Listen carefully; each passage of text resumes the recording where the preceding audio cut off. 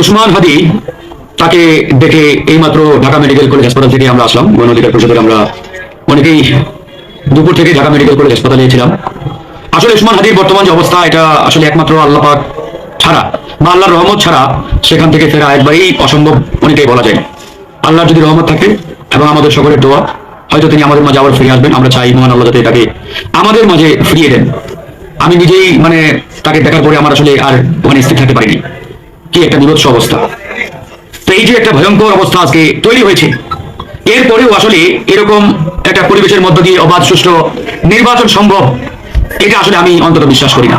কয়েকদিন আগে আমরা দেখলাম বরিশালে এবি পার্টির সাধারণ সম্পাদক জনাব ব্যারিস্টার ফুয়াদের উপরে হামলা হলো, তাকে সেখানে অপমান করা হলো, তার নির্বাচনী ক্যাম্পেইনে সেখানে বাধা প্রদান করা হলো। আর আজকে তফসিল দেওয়ার ঠিক একদিন পরেই এই যে একটি নারকীয় ঘটনা, এই ঘটনার পরে আসলে কিভাবে আমরা এই সরকার এবং এই সরকারের নির্বাচন কমিশনের উপর আস্থা রাখতে পারি বলেন? এই সরকার এবং এই সরকারের নির্বাচন কমিশন, এই সরকারের যারা আইন শৃঙ্খলা দায়িত্বে রয়েছেন, এই বাহিনীর মাধ্যমে একটি অবাধ সুষ্ঠু নিরপেক্ষ নির্বাচন তারা আয়োজন করতে পারবে, এই বিশ্বাস করার মতো আর আমরা সেরকম কারণ খুব একটা দেখছি না। একবারই পরিষ্কার আজকে হাদির উপরে কারা আক্রমণ করেছে, কারা হামলা চালিয়েছে, একবারই পরিষ্কার। এটা তো আসলে ওই আপনার ইলেকট্রনিক ডিভাইস দিয়ে দেখার কিছু নেই। আমরা তো জানি কারা এটা চালিয়েছে হামলা, কারা তাকে হত্যার উদ্দেশ্যে, এই পরিকল্পিত হত্যাকাণ্ড ঘটানোর উদ্দেশ্যে, এই আপনার গুলি চালানোর উদ্দেশ্যে চালিয়েছে। কয়েকদিন আগে থেকেই, শুধু কয়েকদিন না, যারা এই বিপ্লবে অংশগ্রহণ করেছে, এই বিপ্লবের পক্ষের শক্তি ছিল, পরিকল্পিতভাবে এই বিপ্লবের পক্ষের শক্তিগুলোকে হত্যার উদ্দেশ্যে তারা কিন্তু তাদের পরিকল্পনা সেট করেছে। বাট আমরা ডে বাই ডে যেভাবে বিচ্ছিন্ন হচ্ছে, আলাদা হচ্ছে, তার মানে আমরা আমাদের বিপদ আমরা নিজেরাই ডেকে আনছি একের পরে।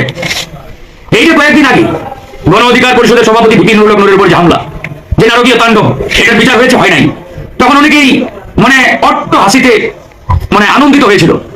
আমি সেদিনই বলেছিলাম, আমরা সেদিনই বলেছি, এই হামলা শুধুমাত্র শুরু। ভিপি নুরুল হক নূরকে নিয়ে দিয়ে তারা টেস্ট করছে, টেস্ট। যদি আপনারা এখনই গর্জে উঠতে না পারেন, একের পর এক তারা কিন্তু এই ঘটনাগুলো চলমান রাখবে। সেই ঘটনার বিচার করতে পারেন এই অন্তর্বর্তীকালীন সরকার, বরং খুনিদেরকে দায় মুক্তি দিয়েছে, ওদেরকে নির্বাচনে অংশগ্রহণ করার সুযোগ দিয়েছে।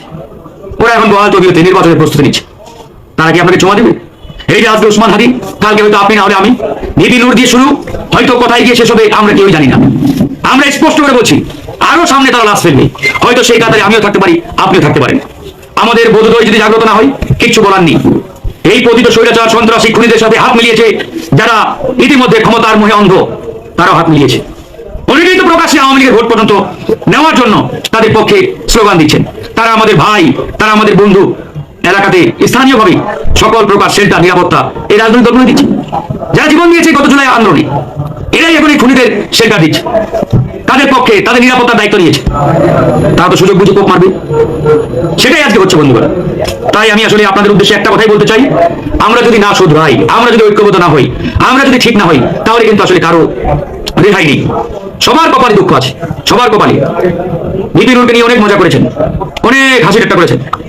তারা আগে টেস্ট করেছে ভিপি নুরকে দিয়ে, যে রিয়াকশনটা কিরকম হয়। অন্যান্য দলগুলো চুপ ছিলেন, মজা নিয়েছেন।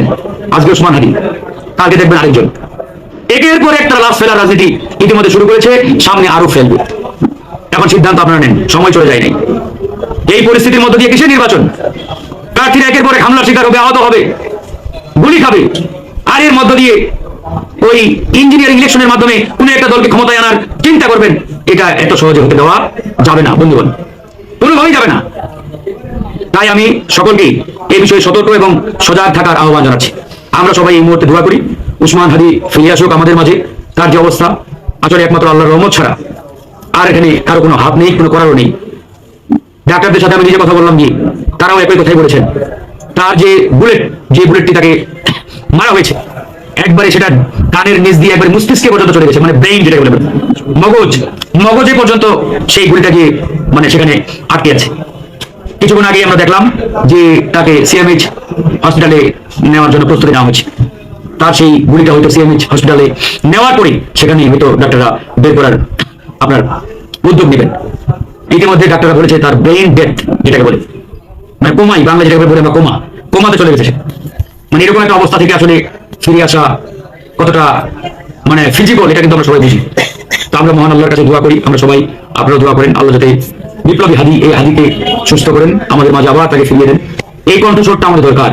এই কণ্ঠস্বরগুলো একে একে যদি বিলুপ্ত হয়ে যায়, ধ্বংস হয়ে যায়, তারা হত্যা করে, তাহলে কিন্তু দেখবেন আগামীতে আবারও এই ভারতীয় শক্তি, ভারতীয় দাবিদারি, ফেসিবাদী শক্তিগুলো এখানে আমাদের উপরে আওয়াজ এঁকে বললাম, কেউই কথা বলা থাকবে না বলে। তাই আমি সকলকে ঐক্যবদ্ধ থাকার আহ্বান জানাচ্ছি সকলকে।